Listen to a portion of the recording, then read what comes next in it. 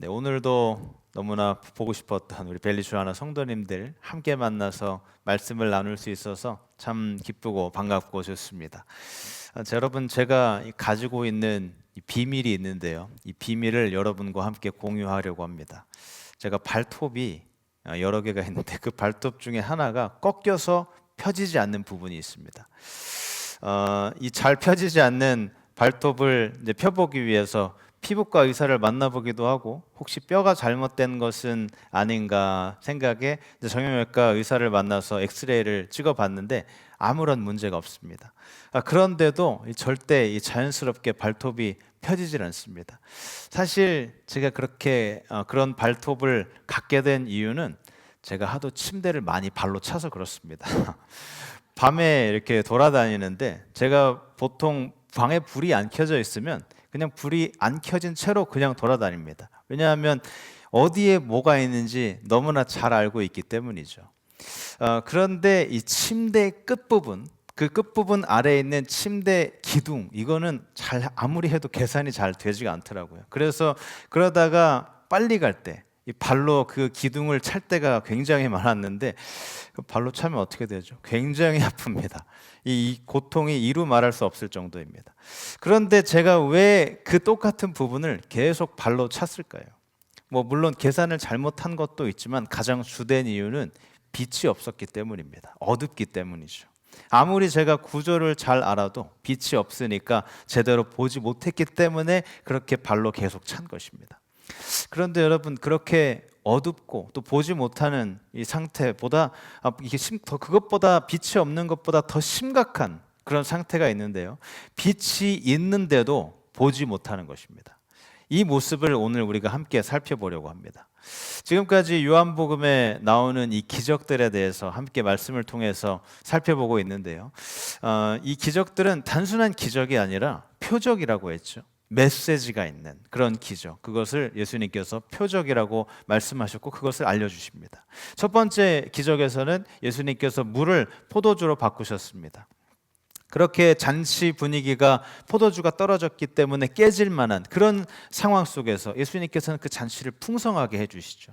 그렇게 실망 속에서 그렇게 포도주가 떨어진 실망의 자리에서 일하시는 분이 바로 예수님이라는 것을 보여주십니다.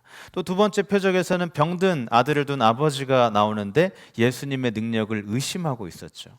그렇게 의심했지만 결국 예수님의 말씀을 붙들고 치유가 됩니다. 그렇게 의심하는 자리에서 일하시는 예수님을 보여주셨고, 또 베데스다 연못가에 있었던 나면서부터 몸을 움직이지 못하던 사람, 그렇게 아무것도 스스로 할 수 없는 그런 상태에 예수님께서 나타나셔서 그를 일으켜 주십니다. 그처럼 사람이 할 수 없는, 아무것도 할 수 없는 자리에서 일하시는 예수님을 보여주셨고요. 또 오병이어의 기적을 통해서 배고픈 사람들에게 음식을 주십니다. 그 사람들을 먹이면서 진정한 갈망은 오직 예수님만이 채울 수 있다는 것을 알려주셨죠. 자, 오늘 우리가 한 사람을 만나게 되는데요. 이 사람은 태어날 때부터 한 번도 세상을 제대로 본 적이 없는 사람입니다. 빛이 무엇인지도 모르고 색깔도 무엇인지 알 수 없고, 또 그렇게 사람의 얼굴도 한 번도 본 적이 없는 그런 사람이죠. 이렇게 아무것도 볼 수 없는 어둠 속을 살아가는 이 사람을 통해서 우리가 살펴볼 것은 어둠 속에서 일하시는 예수님에 대한 모습입니다. 오늘 이 말씀을 통해서 우리가 얼마나 어두운 존재인지, 또 그 어둠을 깨트리시는 예수님이 누구신지 그것을 함께 살펴보도록 하겠습니다. 자, 먼저 우리가 첫 번째로 붙들어야 할 것이 있는데요. 영적인 어둠, 이것은 우리를 아주 빈곤한 사람으로 만든다는 점입니다. 자, 1절을 보시면 한 맹인이 등장을 하는데요. 이 사람은 육체적으로 눈이 멀었지만 단순히 그렇게 육체적으로만 눈이 먼 사람이 아닙니다. 예수님 없이 살아가는 그런 사람의 모습을 보여주는 것이죠. 요한복음 1장 4절을 보시면 그 안에 생명이 있었으니 그 생명은 사람들의 빛이라 라고 말씀하십니다. 자, 여기서 아주 중요한 사실이 있는데요. 생명이 떠나면 빛도 함께 사라진다는 것입니다. 자, 아담이 죄를 지었을 때 무슨 일이 일어났죠? 아담이 죄를 지었을 때 죽게 되는데요. 육체적으로 죽은 것이 아닙니다. 분명히 죽은 부분이 있는데 그것은 바로 아담의 영이죠. 죄를 지었을 때 영적으로 죽게 된 것입니다. 하나님께서 아담을 창조하셨을 때 완전하게 만드셨고, 그렇게 완전하게 만들어진 아담 안에 하나님께서 거하셨습니다. 그런데 그렇게 아담은 하나님께서 거하실 수 있는 이 성전으로서 살아가고 있었는데요. 그런데 죄를 지으면서 죽게 됩니다. 육체적으로는 비록 이 수백 년을 살았지만 영적으로는 죄를 짓는 순간 바로 죽게 된 것이죠. 자, 조금 전에 봤던 요한복음 1장 4절에서 생명이 빛이라고 하셨죠. 그런데 하나님께서 이 아담이 떠나시자마자 이 생명도 떠납니다. 그러면 빛도 함께 사라지게 되는 것이죠. 이렇게 아담의 자손인 모든 사람은 아담의 본성을 가지고 있기 때문에 하나님도 없고 생명도 없고 빛도 없는 것입니다. 자, 그러면서 자연스럽게 어둠만 남게 된 것이죠. 이렇게 어둠만 남게 된 상태를 잃어버린 상태라고 이야기를 합니다.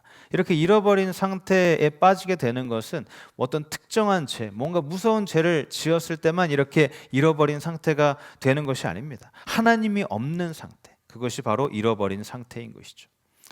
자, 요한복음 3장을 보시면 예수님께 이 니고데모가 찾아와서 그럼 어떻게 하면 영생을 얻을 수 있을까 질문을 했습니다. 그렇게 거듭남에 대해서 질문을 했을 때 예수님께서 말씀을 하시죠. 사람이 거듭나지 않으면 하나님 나라를 볼 수 없다.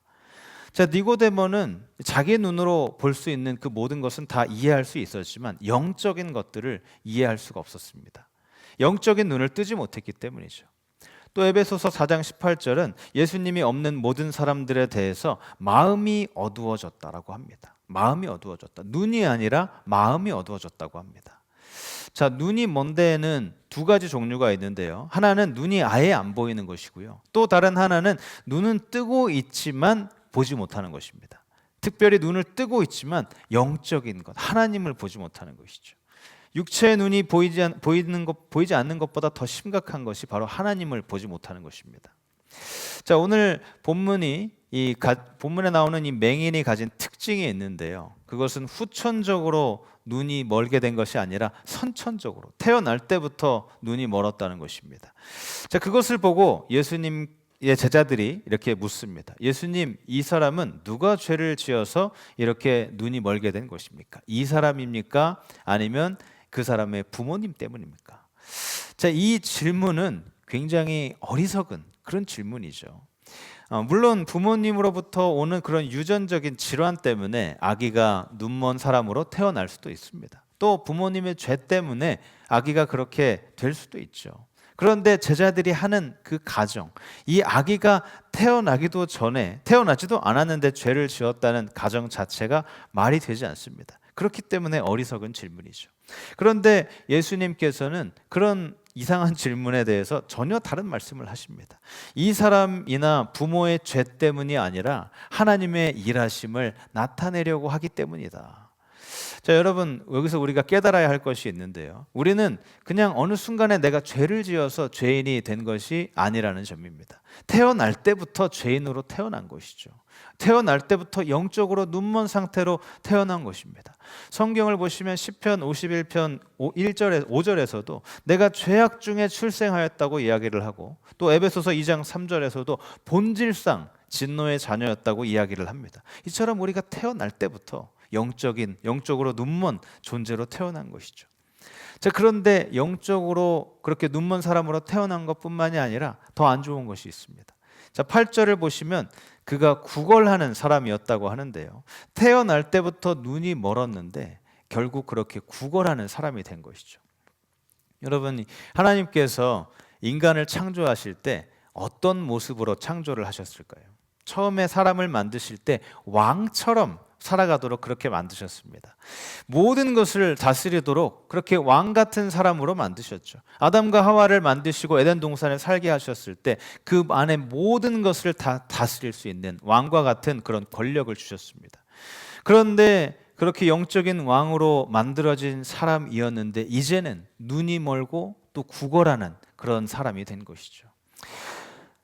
우리 모두가 다 그런 것입니다. 그런 이야기를 듣고 나는 구걸하는 사람이 아니다, 나는 부족한 것이 없다, 이렇게 생각할 수 있는데 그런 종류의 구걸하는 사람을 말하는 것이 아니죠. 요한계시록 3장 17절을 보시면 이렇게 말합니다. 나는 부자라 부요하여 부족한 것이 없다 하나 내 곤고한 것과 가련한 것과 가난한 것과 눈먼 것과 벌거벗은 것은 알지 못하는도다. 예수님 없이 살아가는 사람의 모습을 너무나 잘 보여주는 말씀이죠. 이처럼 하나님 없이 사는 인생은 겉으로는 멀쩡해 보여도 사실은 영적인 거지로 살아가는 것입니다. 자, 이 말을 듣다 보면 이제 이런 질문을 할 수 있죠. 그렇다면 이제 우리가 어떻게 해야 그 눈을 뜨고 볼 수가 있는가? 자, 이렇게 눈먼 사람이 있는데 그런 사람이 볼 수 있게 되기 위해서는 이제 빛이 필요한데요. 그런데 이 빛만으로 충분하지가 않습니다. 자, 5절을 보시면 예수님께서는 자신의 세상의 빛이라고 하시는데 지금 이 맹인 앞에 세상의 빛 되시는 예수님이 서 계십니다. 그런데도 이 사람은 어떻죠? 여전히 보지 못합니다. 자, 왜 그렇죠? 빛이 없기 때문이 아니라 볼 수 있는 눈이 없기 때문입니다. 이 사람은 그렇게 밝은 곳에 있었지만 빛을 볼 수가 없었죠. 자, 그러니까 맹인이 보기 위해서는 이 빛만으로 충분하지 않다는 말입니다. 자, 뭐가 필요하죠? 보는 능력이 필요합니다. 자, 여러분, 우리가 이것을 꼭 이해해야 되는데요. 빛이 없으면 아예 볼 수가 없죠. 그렇지만 빛이 있어도 볼 수 있는 능력이 없으면 볼 수가 없는 것입니다. 자, 예수님께서 아무리 분명하게 빛으로 다가와도 영적으로 눈이 열려 있지 않으면 볼 수가 없는 것입니다. 제가 어렸을 때 제 친구 아버지가 사진관을 운영하셨는데요. 그 친구 집에 놀러 간 적이 있었습니다. 자, 안에 들어갔다가 이 암실이 있는 것을 이제 구경을 할 수가 있었는데 안에 들어가 보니까 이 빨간색 불이 켜져 있어서 굉장히 무섭습니다. 그런데 이 빨간색 불마저 꺼버리면 정말 아무것도 안 보입니다. 제가 눈이 굉장히 좋아서 이 시력이 1.5인데 지금은 노안이 조금 오긴 했지만 여전히 멀리 있는 것은 잘 보입니다. 그렇게 눈이 어렸을 때부터 좋았는데 아무것도 보이지 않았습니다. 그처럼 빛이 없으면 하나도 볼 수 없는 것이죠. 그런데 그보다 더 밝은 곳에 서 있어도 눈이 멀어 있다면 아무것도 볼 수 없는 것입니다. 그것이 바로 인간의 상태입니다. 예수님도 있고 또 예수님의 말씀도 있는데 그것을 주님을 경험하지 못하는 이유는 바로 보지 못하기 때문이죠. 고린도전서 4장 4절을 보시면 바울이 이렇게 말합니다. 이 세상의 신이 믿지 않는 자들의 마음을 어둡게 하였다. 이 세상의 신은 바로 마귀를 말하는 것이죠. 그럼 마귀는 빛을 사라지게 만드는 그런 능력은 없는데요. 대신에 사람의 눈을 가릴 수 있는 그런 능력은 있습니다. 마음을 어둡게 하고 생각을 어둡게 하는 것이죠. 제가 한국에 있을 때 이제 잠실 롯데월드 앞에 바로 있는 아파트에 살았었는데요.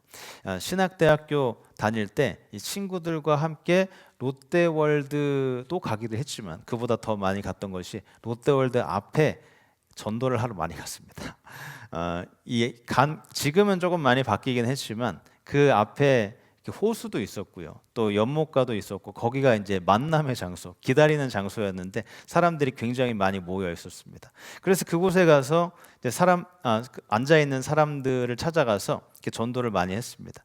그렇게 열심히 전도하고 사람들에게 이야기를 했는데 10명 중에 1명도 안 들을 때가 많았습니다. 물론 그 중에 성공해서 교회까지 인도한 그런 사람들이 있었습니다. 몇몇의 누나들이 있었습니다. 그런 사람들도 있었지만 대부분 아예 안 듣는 것은 기본이고 듣기는 들어도 끝까지 이렇게 믿지 않는 사람도 있었습니다.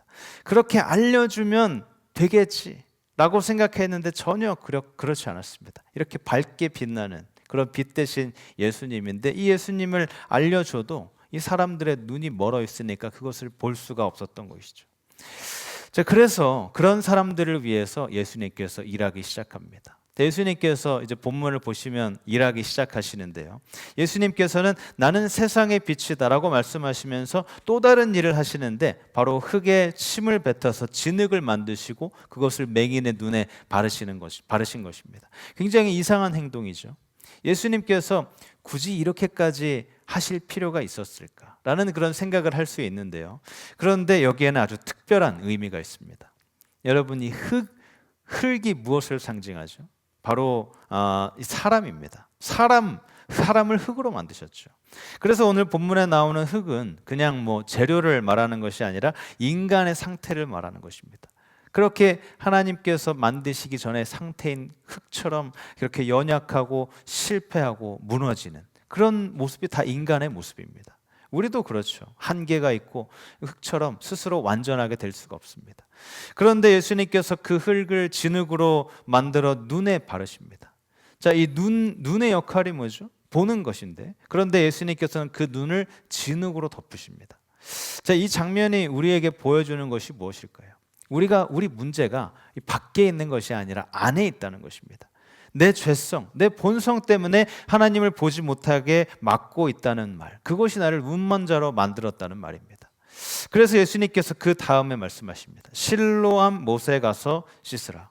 자, 실로암이라는 말의 뜻이 뭐라고 했죠? 우리가 아까 읽은 그 성경 말씀에 따르면 보내심이라는 뜻입니다. 보내심을 받았다. 이 보내심이라고 불리는 연못으로 가서 씻으라. 자, 이게 무슨 뜻일까요? 실로암은 그냥 장소를 말하는 것이 아니라 사실은 예수님 자신을 가리키는 말입니다. 예수님께서 계속 이 성경을 통해서 하시는 말씀, 나는 보내심을 받은 자다, 이렇게 말씀하시는데요. 그렇게 예수님께서 말씀하시는 것은 너의 눈이 열리기 위해서는 하나님께서 보내신 나를 통해서만 될 수 있다는 말입니다. 우리가 볼 수 있는 능력이 필요한데요, 그것은 오직 예수님만을 통해서 가능한 것입니다. 자, 그렇다면 또 이제 질문을 할 수 있는데요, 눈이 열리면 그것으로 끝인가 하는 질문이죠. 눈만 열리면 끝일까요? 아닙니다. 눈이 열렸다면 이제 제대로 봐야 하는 것이죠. 자, 그렇게 열린 눈은 이제 빛을 볼 수 있지만 제대로 보는 과정이 필요합니다. 눈이 열렸다고 해서 모든 것을 다 볼 수 있는 것은 아니죠. 볼 수 있게 된 것과 제대로 보는 것, 제대로 아는 것은 다른 문제입니다. 그렇게 맹인이었던 사람이 이제 실로암 연못에 가서 눈을 씻고 볼 수 있게 되었는데 여전히 잘 보지 못하고 잘 알지 못합니다. 특히 예수님이 누구신지 제대로 보지 못하는 것이죠. 그래서 예수님께서 점점 이 사람을 도와주십니다. 자, 25절을 보시면 이 사람이 말합니다. 그가 죄인인지 아닌지 나는 알지 못한다. 별로 좋은 말처럼 들리지 않는데요, 사실은 굉장히 좋은 말입니다. 이 사람에게는 아주 훌륭한 간증이죠. 왜냐하면 그것이 이 사람이 아는 전부였기 때문입니다. 자신이 맹인이었다는 것, 태어날 때부터 눈이 멀었다는 것, 거지였다는 것, 예수님께서 침을 바르셔서 진흙으로 만드시고 자신의 눈에 발라주시고 또 보내심이라는 연못에 가서 씻었고 이제 볼 수 있게 되었다는 것입니다. 자, 이제 예수님께서는 이제 이 사람의 눈을 열어주시기, 영적인 눈을 열어주시기 일보 직전인데요, 그런데 여기서 예수님께서 가르쳐 주시는 것이 있는데 그것은 빛만으로는 부족하다는 것입니다. 빛만으로는 부족하다. 즉 보는 능력이 필요하다는 것이죠. 볼 수 있게 되었더라도 제대로 보는 것이 필요하다는 것입니다. 자, 윌 로저스라는 사람이 이런 말을 했습니다. 사람은 아는 것이 적어서 무지한 것이 아니라 사실은 사실이 아닌 것을 너무 많이 알고 있어서 무지한 것이다. 자, 본문에서 이 예수님을 지적하는 바리새인은 이 사실이 아닌 것을 너무 많이 알고 있어서 무지한 것이죠. 그렇지만 이 맹인이었던 사람은 무지한 것이 아닙니다. 그냥 자기가 아는 것을 간증한 것뿐이죠. 자, 이 간증에 대해서 잠깐 말씀을 드리면, 여러분이 이제 어디에 가서 사람을 만나서 간증을 하시거나 어떤 모임에서 간증을 하실 때 이 점을 기억하셨으면 좋겠습니다. 이 간증하는 것을 절대 두려워할 필요가 없다는 것입니다. 특히 간증할 때 내가 모르는 것을 다른 사람이 질문할까 봐 두려워하시는 그런 분들이 있는데 전혀 두려워할 필요가 없습니다. 자, 간증하면서 다른 사람이 내가 모르는 것을 물어볼 때 할 수 있는 최고의 대답을 여러분에게 가르쳐 드리겠습니다. 그 대답은 잘 모르겠습니다 입니다. 그냥 모른다고 대답하시면 됩니다. 나는 그 질문에 대한 답은 모르지만 내가 만난 주님은 이런 분이시다, 저런 분이시다, 이렇게만 말씀하면 되는 것이죠. 바로 그 모습이 오늘 이 본문에 등장하는 맹인의 모습이었습니다. 그렇게 내가 만난 주님은 이런 사람이었다. 자, 이제 이 맹인인 사람이 점점 변화되어 가는 과정이 나오는데요, 그 사람이 그렇게 치유를 받았을 때 사람들이 찾아와 어떻게 눈을 뜨게 되었냐고 묻습니다. 그래서 예수라는 사람이 진흙을 이겨 눈에 바르고 나를 연못으로 보내 씻으라고 했는데 그 말을 들으니까 눈이 떠졌다고 이야기를 합니다. 그것이 맹인이었던 사람이 아는 전부였죠. 그런데 17절에 가보니까 이 사람의 고백이 바뀝니다. 그냥 눈을 뜨게 해준 사람이었던 예수님이 이제는 선지자라는 고백으로 바뀌죠.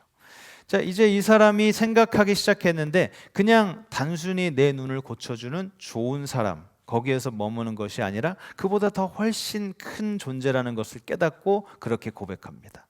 자, 그런데 33절을 보시면 놀라운 고백을 합니다. 이 사람이 하나님께로부터 온 분이다. 자, 이렇게 생각이 점점 변하는 것이죠.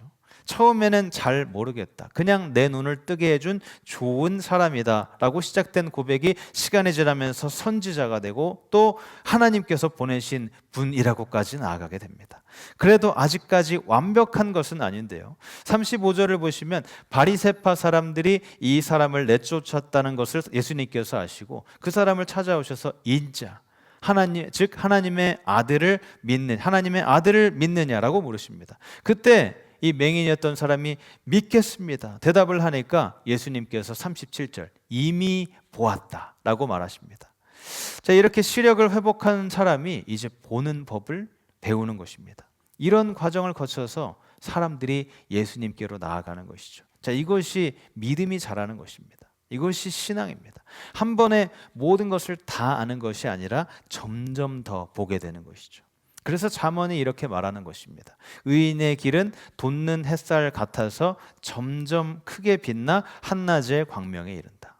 처음에는 희미해서 조금밖에 보이지 않습니다. 그런데 시간이 지나면서 점점 더 분명하게 보이는 것이죠. 여러분, 중요한 사실이 있는데요. 이 눈을 여는 것도 하나님이시지만 깨닫게 하시는 것도 하나님이시라는 점입니다. 그렇게 하나님께서 눈을 열어주신 사람은 계속해서 빛 대신 예수님과 함께 걸어가면 점점 더 잘 보이게 됩니다. 자, 이처럼 믿음은 한 번에 완성되는 것이 아니라 점점점 자라가는 것입니다. 그런데 끝까지 보지 못하는 사람이 있죠. 왜 그런 사람은 그렇게 끝까지 보지 못할까요? 자, 보통 이 사람이 가진 큰 문제가 있는데요. 그것은 바로 자기 자신을 잘 모른다는 점입니다. 내가 필요한 것이 있는데 그것을 잘 모르는 것이죠. 자, 39절을 보시면 예수님께서 이렇게 말씀하십니다. 보지 못하는 자들은 보게 하고 보는 자들은 맹인이 되게 하려 함이라. 자, 여러분, 이 말씀이 무엇이죠? 보지 못하는 것이 문제가 아니라 보지 못하면서도 본다고 생각하는 것이 문제입니다. 바리새인들이 바로 그런 사람이었죠. 이들은 성경도 알고 있었고 또 종교 생활도 굉장히 열심히 했습니다. 그런데도 예수님을 보지 못했는데요. 왜 그렇죠? 나는 다 알고 있고 이미 다 제대로 보고 있다고 생각했기 때문입니다. 여러분이 꼭 기억하셔야 할 것이 있는데 이 보지 못하는 것보다 더 심각한 것이 있습니다. 보는 것 자체를 아예 거부하는 것이죠. 그래서 예수님께서 이렇게 말씀하십니다. 41절 너희가 맹인이 되었더라면 죄가 없었을 텐데 본다고 하니까 너희 죄가 그대로 있다. 자, 이 말씀이 참 무섭죠. 자, 하나님이 나중에 무엇으로 심판하는지 아십니까? 단순히 지은 죄로 심판하시는 것이 아닙니다. 우리가 들은 말씀에 어떻게 반응했는지로 심판하는 것이죠. 자, 요한복음 3장 19절에 이렇게 말합니다. 빛이 세상에 왔으되 사람들이 빛보다 어두움을 더 사랑한 것이니라. 자, 이 빛은 바로 예수님과 예수님 말씀을 말하는 것인데 예수님 말씀보다 더 어둠을 사랑했다는 것이죠. 그래서 중요한 것은 빛이 없는 것이 아닙니다. 예수님께서 이미 오셔서 다 말씀해 주시고 예수님을 보여주셨죠. 그 빛을 거부하는 것이 문제입니다. 자, 빛 대신 예수님, 그 예수님께 우리가 순종하면 할수록 더 밝아지고 거부하면 더 어두워지는 것입니다. 여러분, 오늘 이 자리에 있는 우리는 어떻습니까? 예수님께서 하시는 그 모든 것을 보고 우리가 말씀을 들었습니다. 이제 우리가 할 수 있는 선택이 남았는데요. 우리가 바리새인처럼 나는 본다고 말하시겠습니까? 아니면 맹인처럼 주님 나는 보지 못한다고 고백하시겠습니까?